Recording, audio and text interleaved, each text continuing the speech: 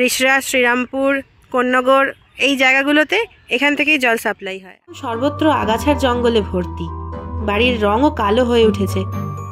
পলেস্তারা খসা দাঁত বের করা দেওয়াল দেখলেই বোঝা যায় এই মন্দিরের বয়স 624 বছর এবং মন্দির তৈরির নেপথ্যে রয়েছে এক চমকপ্রদ অলৌকিক কাহিনী। একসময় এখানে গান গেয়ে গেছেন অ্যান্টনি ফিরিঙ্গি, ভোলা ময়রার মতো বিখ্যাত ব্যক্তিরা। এই ঠাকুর দালান ইউরোপীয় ধাঁচে তৈরি। পুরের জনপ্রিয় গন্তব্যগুলির মধ্যে একটি হলো এই ডেনমার্ক ট্যাভার্ন। 65 কেজি ওজন, কোষ্টি পাথর, রাধারানী 45। এই মন্দিরের নামেই এই শহরের নামকরণ হয়েছে শ্রীরামপুর।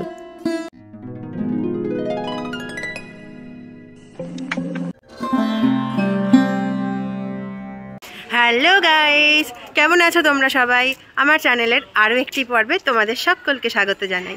কলকাতা শহরের অনেক জায়গার ভিডিও তো তোমাদের সাথে আমি শেয়ার করেইছি অলরেডি, কিন্তু মফস্বল এরিয়াগুলোর মধ্যেও অনেক কিছু দ্রষ্টব্য বিষয় রয়েছে যেগুলো অনেক মানুষ এখনও জেনে উঠতে পারেনি। আমাদের একটা ছোট্ট প্রয়াস আমাদের ভিডিওর মাধ্যমে যাতে মানুষের কাছে এই সমস্ত হিডেন জেম জায়গাগুলোর সম্পর্কে তুলে ধরতে পারি।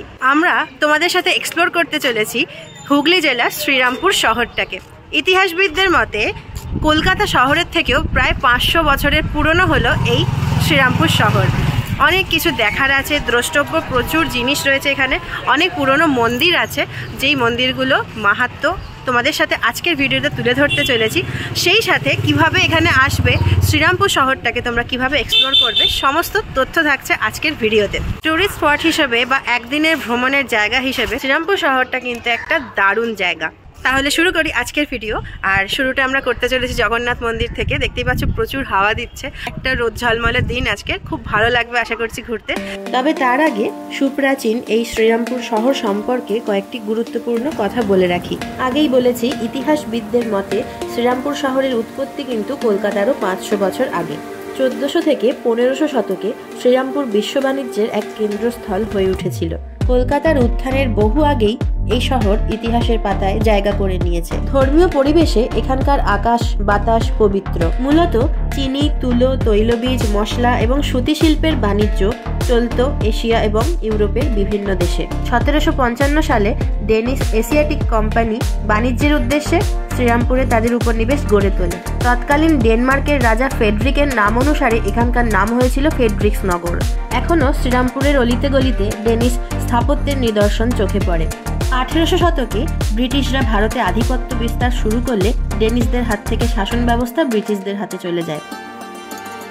মাহেশের জগন্নাথ মন্দির থেকে আমরা শ্রীরামপুর ভ্রমণ শুরু করলাম। জগন্নাথ দেবের নাম মনে আসলেই প্রথমেই মনে পড়ে পুরীর কথা, কিন্তু আমাদের এই বাংলাতেই আছে জগন্নাথ দেবের সবচেয়ে পুরাতন মন্দির। জগন্নাথ দেবের মূর্তি ছাড়াও এখানে রয়েছে শিবলিঙ্গ, মা শারদা, বিবেকানন্দ এবং শ্রীরামকৃষ্ণের মূর্তি। এছাড়া নীলমাধব এবং মন্দিরের প্রতিষ্ঠাতা ধ্রুবানন্দ ব্রহ্মচারীর মূর্তিও রয়েছে।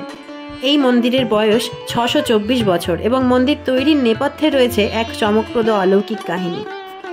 পুরীর মন্দিরের সাথে এখানের তফাৎ হলো, পুরীতে 12 বছর অন্তর পুরনো নিমকাঠের জায়গায় নতুন নিমকাঠ দিয়ে মূর্তি তৈরি করা হয়, যাকে আমরা নবকলেবর বলি। কিন্তু এখানে 1396 সালের নিমকাঠের তৈরি মূর্তি আজও বিরাজমান। মন্দিরে ভোগ প্রসাদেরও ব্যবস্থা রয়েছে। ভোগ প্রসাদ মূল্য 150 থেকে 200 টাকার মধ্যে। জগন্নাথ মন্দিরের বিস্তারিত তথ্য সহ ভিডিও আমি আলাদাভাবে দিয়েছি, আমি আই বাটনের লিঙ্ক দিয়ে দিলাম। উপরের লিঙ্কে টাচ করলেই তোমরা সরাসরি পৌঁছে যাবে মাহেশের জগন্নাথ মন্দিরের ভিডিওতে। জয় জগন্নাথ। আমি পিয়াল অধিকারী, সম্পাদক এবং প্রধান সেবায়িত পুত্র, মাহেশ জগন্নাথ মন্দির। আমাদের এই যে মূর্তি দেখছেন আপনারা, এই মূর্তি হচ্ছে 628 বছরের স্বপ্নাদৃষ্ট দারু মূর্তি। আজ থেকে 628 বছর পূর্বে আমাদের সর্বত্যাগী সাধক ছিলেন ধ্রুবানন্দ ব্রহ্মচারী। তিনি সারা ভারত পরিভ্রমণ করে তিনি গেছিলেন পুরীতে। নীলাচলে গিয়ে তার মনের কামনা বাসনা হলো যে তিনি স্বহস্তে প্রভুকে ভোগ নিবেদন করবেন। তো যখন তিনি নীলাচলে গিয়ে প্রভুকে নিজের হাতে রান্না করে ভোগ নিবেদন করতে যাচ্ছিলেন, সেই সময়কার ওখানকার যারা পাণ্ডারা ছিলেন তাকে অপমানিত লাঞ্ছিত করে বার করে দিলেন এবং বললেন, কে এক গর্বাচীন সন্ন্যাসী তোমার এত বড় আস্পর্ধা, তুমি প্রভুকে সহস্তে ভোগ নিবেদন করতে এসেছো, তুমি বেরিয়ে যাও মন্দির থেকে। তো তিনি মনের দুঃখে বটবৃক্ষের তলে বাইরে আত্মহত্যা দেবার পরিকল্পনা করলেন। তো সেই সময় জগন্নাথ মহাপ্রভু তাকে স্বপ্ন দিলেন যে, হে ধ্রুবানন্দ, আত্মহত্যা মহাপাপ, তুমি মায়েসেতে ফিরে যাও। মায়েসেতে ফিরে গিয়ে ভাগীরথীর তীরে এক নিমকাঠ ভেসে পাবে, সেই নিমকাঠ থেকেই তুমি আমার মূর্তি তৈরি করো এবং বঙ্গদেশে তার নাম প্রচার করো। মন্দিরে প্রবেশের আগে ডান দিকের মাঠে রয়েছে জগন্নাথ দেবের স্নান মঞ্চ। পুরীর পরেই মাহেশের রথযাত্রা সর্বজন বিদিত। বিশ্বের দ্বিতীয় প্রাচীনতম এবং বাংলার প্রথম রথযাত্রা উৎসব হিসেবে বিবেচনা করা হয় মাহেশের রথযাত্রাকে। প্রায় 1396 সাল থেকে এই রথ উৎসব পালিত হয়ে আসছে। জিটি রোডের ধারে স্নানপিড়ির এই মাঠেই প্রতি বছর রথের সময় মেলা বসে। জগন্নাথ মন্দির থেকে মাসির বাড়ি হাঁটা পথে প্রায় 5 মিনিট সময় লাগবে। প্রতি বছর স্নানযাত্রার পর 7 দিনের জন্য জগন্নাথ, বলরাম এবং সুভদ্রা রথে চড়ে মাসির বাড়িতে আসেন। 2024-এ মাহেশের রথযাত্রা 627 বছরে পদার্পণ করল।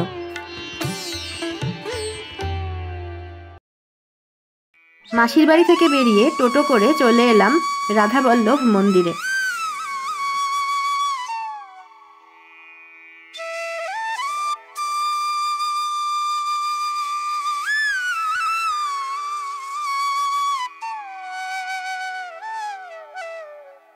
(1764 সালে কলকাতার নয়নচাঁদ মল্লিক এই মন্দির প্রতিষ্ঠা করেছিলেন। তারও বহু বছর আগে শ্রীকৃষ্ণের স্বপ্নাদেশ পেয়ে পণ্ডিত রুদ্ররাম 3টি কৃষ্ণমূর্তি তৈরি করিয়েছিলেন। তার প্রথমটি হচ্ছে রাধাবল্লভ জিউ।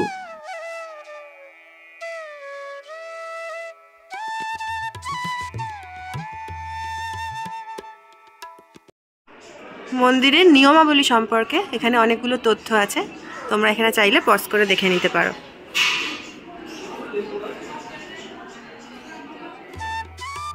এই মন্দিরেও দুপুরে ভোগ প্রসাদ গ্রহণের ব্যবস্থা রয়েছে। সময়সূচি, মূল্য এবং ফোন নাম্বার আমি স্ক্রিনে অ্যাটাচ করে দিচ্ছি। যদি অনেকে মিলে আসতে চাও তাহলে আগে থেকে যোগাযোগ করে নিলে এনাদের পক্ষে সুবিধা হবে।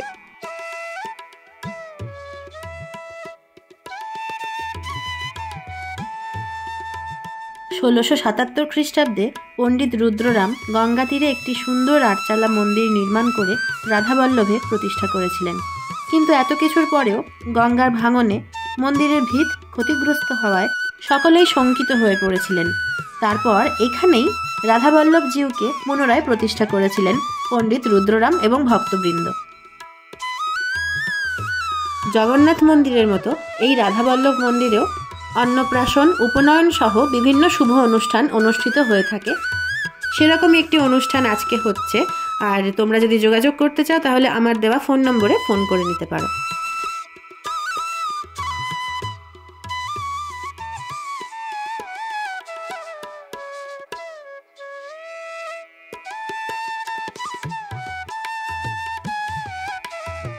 মন্দির সংলগ্ন এই মাঠে প্রতিষ্ঠিত ঠাকুর দালান রয়েছে। প্রতি বছর এখানে দুর্গাপুজো হয়। আমরা যেহেতু তোমাদের সঙ্গে পুরো শ্রীরামপুরটা ঘুরে দেখতে চলেছি, জগন্নাথ মন্দিরের ভোগ প্রসাদ এইরকম পার্সেল হিসেবে ওরা দিয়ে দিয়েছিল। জগন্নাথ মন্দিরে এই ভোগ প্রসাদের মূল্য 170 টাকা। এর মধ্যে খিচুড়ি রয়েছে, খিচুড়ির ওপর তোমরা দেখতে পাচ্ছ চাটনি রয়েছে, একটা 5 মিশালি তরকারি রয়েছে, ছেঁচড়া বলা হয় যেটাকে, আলুর দম, পায়েস, আর এখানে এটা কি অন্নপ্রসাদ, সাথে ডাল রয়েছে।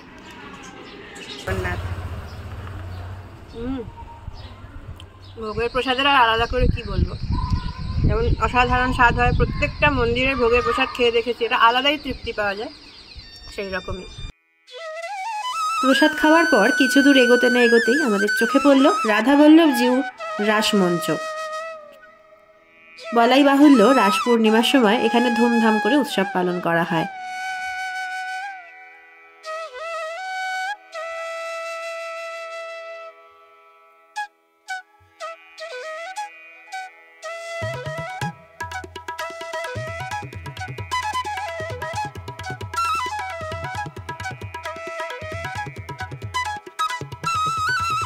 রাধাবল্লভ মন্দির থেকে বেরিয়ে রাসমঞ্চটা দেখলাম, আর এটা থেকে আরেকটু এগিয়ে এখানে ফেরিঘাট রয়েছে। ফেরিঘাটটার তোমরা দেখতে পাচ্ছ অনেকটা অংশ, অনেকটা জায়গা জুড়ে এখানে ঘাস জমনে রয়েছে।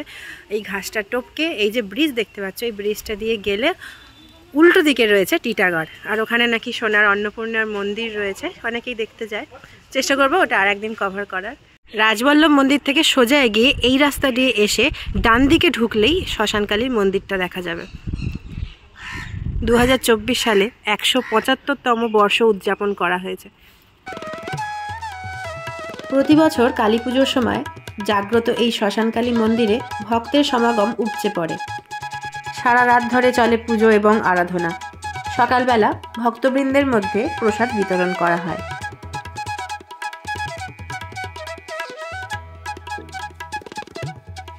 শ্মশানকালী মায়ের মন্দিরের একদম পাশেই রয়েছে তারা মায়ের মন্দির। দুটো মন্দিরই এখন বন্ধ, তার জন্য তোমাদেরকে একদম বাইরে থেকেই দেখাতে হচ্ছে। এরপর আমরা চলে এলাম মদন মোহন জিউয়ের মন্দিরে। এই মন্দিরটি 1845 সালে শ্রী গোপালচন্দ্র মুখোপাধ্যায় প্রতিষ্ঠা করেছিলেন। দক্ষিণমুখী এই মদনমোহন জিউয়ের মন্দির বৃহৎ আটচালা শৈলীতে নির্মিত। মন্দিরের উচ্চতা প্রায় 50 ফুট। কিছুক্ষণ আগে দেখা রাধাবল্লভ জিউয়ের মন্দিরের সাথে এই মন্দিরের কিন্তু অনেকটাই মিল রয়েছে। এরপর আমাদের গন্তব্য হলো হেনরি মার্টিনের প্যাগোডা। এই প্যাগোডায় যেতে গেলে বলতে হবে জলকলের মাঠে যাব। 4.5 mgd surface water treatment plant, জলকে আর্সেনিক মুক্ত করার একটা প্রযুক্তি। রিষড়া, শ্রীরামপুর, কোন্নগর এই জায়গাগুলোতে এখান থেকেই জল সাপ্লাই হয়। আর এই পুরো এরিয়াটায় জল বিশুদ্ধিকরণের কাজটা হয়। নিচে দেখো কত পরিষ্কার জল। জলকে আর্সেনিক মুক্ত করার জন্য এখানে নানান রকম প্রক্রিয়া হয়।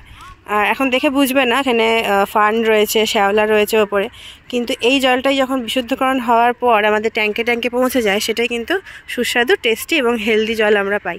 হেনরি মার্টিনের প্যাগোডায় যাওয়ার আগে বাঁদিকে এই ওয়াটার ট্রিটমেন্ট প্রকল্পটা দেখে নিলাম। দুদিকে গাছপালা ঘেরা রাস্তা পিছনে ফেলে পৌঁছে গেলাম প্যাগোডার সামনে।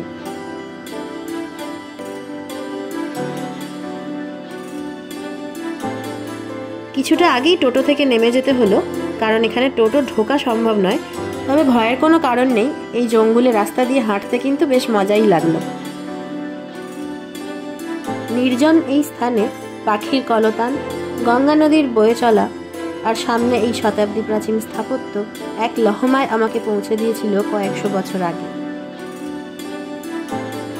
গঙ্গার তীরে প্রায় 1677 সালে একটি আটচালা মন্দির নির্মাণ করে রাধাবল্লভ জিউয়ের প্রতিষ্ঠা করেছিলেন পণ্ডিত রুদ্ররাম। বছর তিনেকের মধ্যেই নদী গতিপথ পরিবর্তন করে মন্দিরের গা ঘেঁষে বইতে শুরু করে। এতে রুদ্ররাম শঙ্কিত হয়ে পড়ে একটু দূরেই নতুন করে রাধাবল্লভ মন্দির প্রতিষ্ঠা করেন। সেই মন্দির আমরা একটু আগেই দেখলাম। কিন্তু আগের আটচালা মন্দিরটি পরিত্যক্ত হয়ে পড়ল, আর কালের নিয়মে মন্দির গাত্রের অমূল্য টেরাকোটার কাজগুলি নষ্ট হয়ে যেতে লাগলো।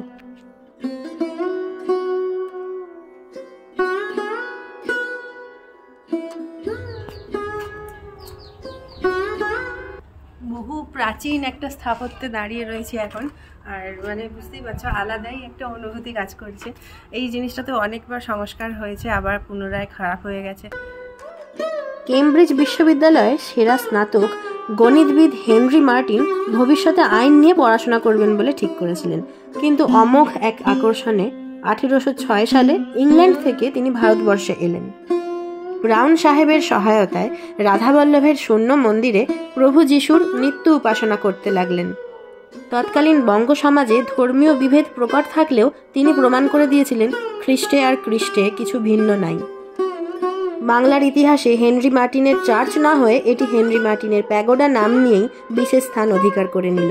মনে করা হয় এটিই শ্রীরামপুরের প্রথম গির্জা।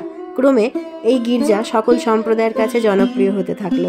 উইলিয়াম কেরি এই গির্জার সভাপতিত্ব করেছিলেন। শান্ত নির্জন নদীর তীরে মনোরম পরিবেশে এই গির্জা সকলের কাছেই শান্তির স্থান হয়ে উঠেছিল।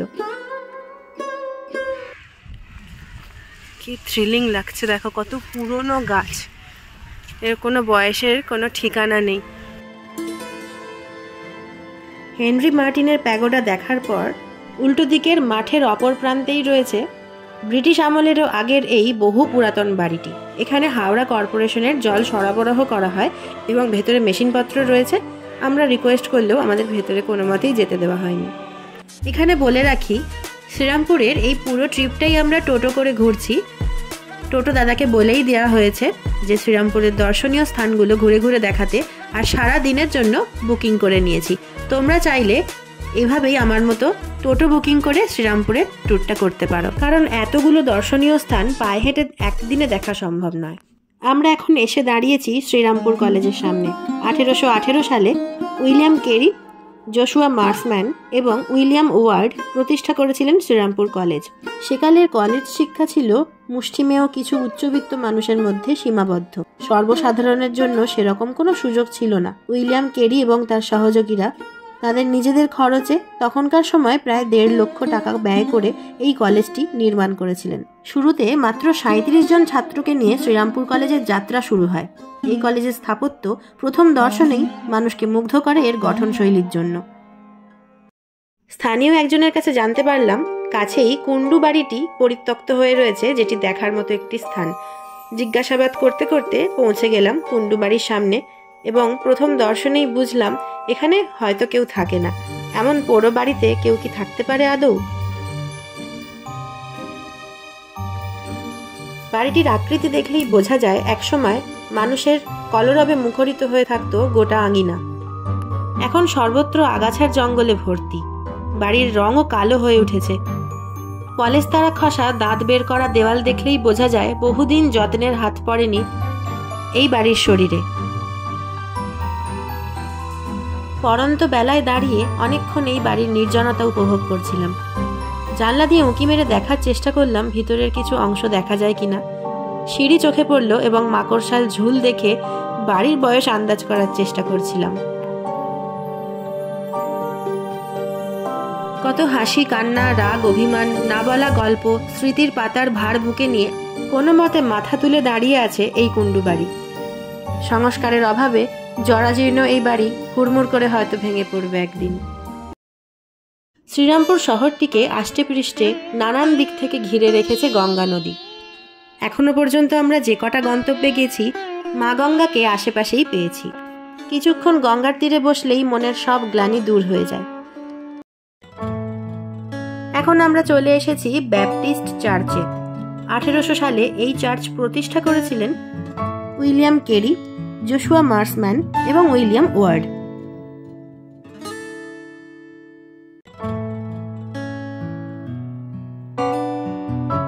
উইলিয়াম কেরি শ্রীরামপুরে এসে এই গৃহেই প্রথম বসবাস শুরু করেছিলেন। এখানের একটি অংশে ছাপাখানা ছিল। স্থানীয় পণ্ডিতদের সহায়তায় কেরি সাহেব সংস্কৃত, উড়িয়া, অসমিয়া এবং মারাঠি ভাষায় বাইবেল অনুবাদ করেছিলেন।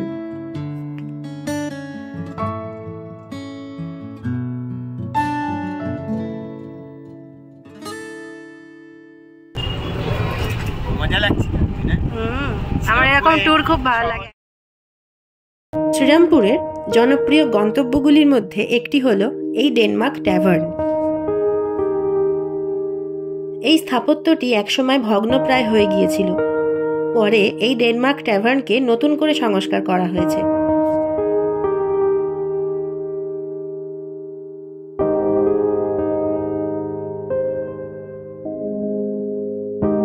(1786 সাল থেকে ডেনিশ সাহেবদের কাছে এই ক্যাফেটি অত্যন্ত জনপ্রিয় ছিল। তোমরা যদি ডেনিশ রান্নাবান্নার স্বাদ গ্রহণ করতে চাও তাহলে অবশ্যই এই ক্যাফেতে আসতে পারো। ডেনিশ রাজত্বকালে শ্রীরামপুরের ইতিহাস এখানে সম্পূর্ণ বিবরণ সহ দেওয়া রয়েছে। এখানকার অ্যাম্বিয়েন্সটা পুরোপুরি তৎকালীন সময়ের মতোই রাখার চেষ্টা করা হয়েছে এবং এখানে যে ফার্নিচারগুলো আছে এগুলো সেই সময়কার, শুধুমাত্র সংস্করণ করা হয়েছে।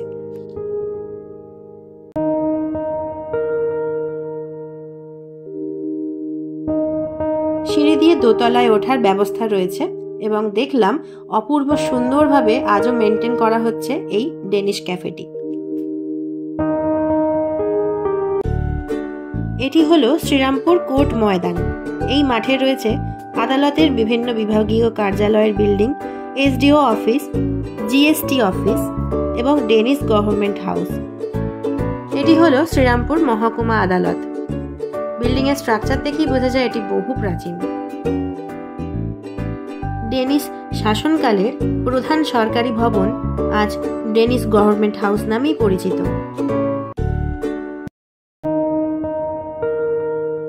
বহু প্রাচীন আরও একটি চার্চ হলো সেন্ট ওলাফস চার্চ, যেটির সামনে এখন আমরা দাঁড়িয়ে আছি। 1806 সালে অলিভের রাজত্বকালে এই চার্চটি নির্মিত হয়। ডেনিস যুগে নির্মিত শ্রীরামপুরের ঐতিহাসিক স্থাপত্যগুলির মধ্যে এটি অন্যতম। চার্চটি ভগ্নপ্রায় হওয়ার পর 2009 সালে এটি বন্ধ করে দেওয়া হয়েছিল। এরপর 2013 থেকে 2016 সালের মধ্যে চার্চটিকে পুনরায় সংস্কার করা হয়েছে এবং ঐতিহাসিক গুরুত্বের জন্য চার্চটি ইউনেস্কো পুরস্কারও লাভ করেছে। গির্জার ওপরের অংশে একটি সুন্দর ঘড়ি রয়েছে। শ্রীরামপুর ভ্রমণের আমরা মোটামুটি শেষ পর্যায়ে পৌঁছেই গেছি আর এখন রয়েছি শ্রীরামপুর রাজবাড়ির সামনে। এখানে এলে নিমেষেই তুমি পৌঁছে যাবে অতীতের রাজা রানীর আমলে। 1815 থেকে 1820 সালের মধ্যে শ্রী হরিনারায়ণ গোস্বামীর পুত্র রঘুরাম গোস্বামী এই রাজবাড়ি নির্মাণ করেছিলেন। রাজবাড়িতে প্রবেশ করার সাথে সাথে প্রথমেই চোখে পড়বে বিরাট আকারের ঠাকুর দালান।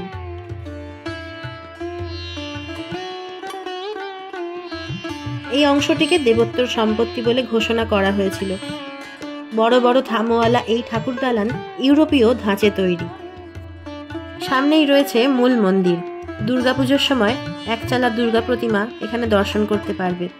প্রতি বছর মহা ধুমধাম করে এখানে দুর্গোৎসব পালিত হয় আর প্রাচীনকাল থেকেই দুর্গোৎসব উপলক্ষে এখানে সঙ্গীতের আসর বসে। একসময় এখানে গান গেয়ে গেছেন অ্যান্টনি ফিরিঙ্গি, ভোলা ময়রার মতো বিখ্যাত ব্যক্তিরা। এখন এই রাজবাড়ির একটি অংশে প্রতিবন্ধী স্কুল সহ 2টি বিদ্যালয় চালু রয়েছে।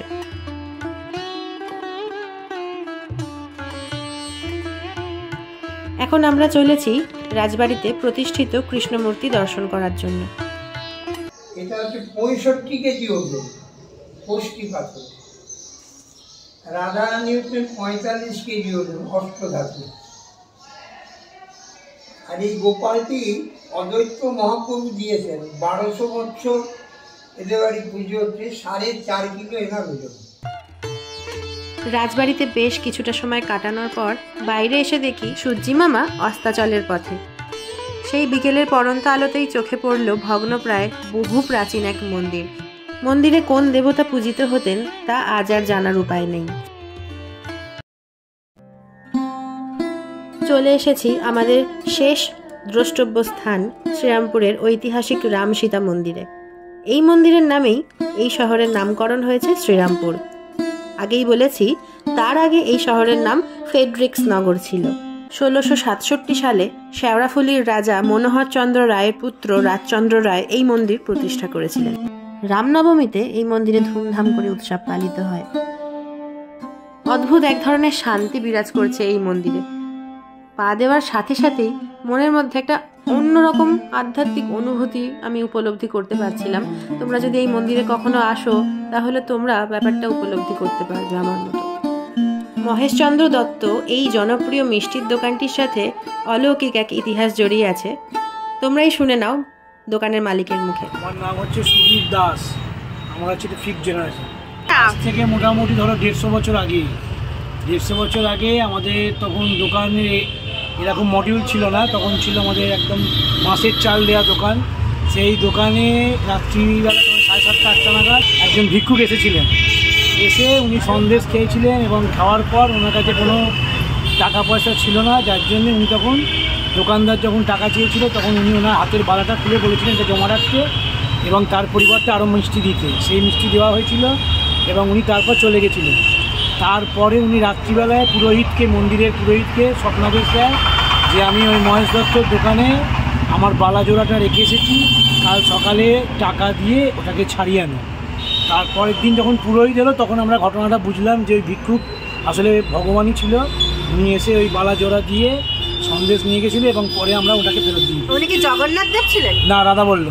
আচ্ছা আচ্ছা, পিছন দিকে রাধা বল্লভ ছিলেন। আচ্ছা, আর গুটকে সন্দেশের ইতিহাসটা একটু বলুন। গুটকে সন্দেশটাই উনি খেয়েছিলেন, যার জন্য চিরাচরিতভাবে ওই গুটকে সন্দেশ আমাদের এখনও হয়ে আসছে। আর যেটা জমা দিয়েছিলেন বালা, সেই বালার অনুকরণে এই সন্দেশটা হয়। এইরকম ধরনের ছাঁচের সন্দেশ, তখন এইরকম ধরনের জিনিসটা বাঁধা দিয়েছিল। মেয়েরা যেমন বালা পরে, হ্যাঁ হ্যাঁ হ্যাঁ, সেই জিনিসটা দিয়েছিল, ওইটার অনুকরণে এই বালাটা বাঁধা হয়। আচ্ছা, আর ও গুটকে সন্দেশ করলে আমাকে একটা দিন বাদার সামনে। গুটকে সন্দেশ হচ্ছে এইটা, দুটো জোড়া সন্দেশকে বলা হয় গুটকে। এইটাই ভগবানের পুজোয় যায়। এই নিন দাদা একটা খান। হ্যাঁ হ্যাঁ, ধরো এই দাদা নিন। দোকানটি আজও প্রাচীনতার ঐতিহ্য বহন করে চলেছে। আধুনিকতার অতি আড়ম্বর আমার চোখে পড়ল না। 1262 সালে এই দোকান প্রতিষ্ঠিত হয়। তাহলে এবার তোমরা হিসেব করে আমায় কমেন্ট বক্সে জানাও দোকানটি কত বছরের পুরনো। ট্রেনে করে আসতে চাইলে হাওড়া মেন লাইনের ট্রেনে উঠে শ্রীরামপুর স্টেশনে নামতে হবে। সড়ক পথে কলকাতা থেকে প্রায় 31 কিলোমিটার দূরত্বে রয়েছে শ্রীরামপুর। জিটি রোড বা দিল্লি রোড ধরে আসা যায়। উত্তর 24 পরগনা থেকে গঙ্গা পেরিয়ে আসতে গেলে ব্যারাকপুর স্টেশনে নেমে ধুপিঘাট হয়ে শ্রীরামপুরে আসতে হবে। আমার সাথে শ্রীরামপুরের এই অফবিট জায়গাগুলো ঘুরে দেখতে কিরকম লাগলো অবশ্যই কমেন্ট করে জানিও। আর ভালো লাগলে একটা লাইক, শেয়ার এবং সাবস্ক্রাইব করে দিও। শীঘ্রই ফিরে আসছি পরের ভিডিও নিয়ে। ততদিন খুব ভালো থেকো। বাই।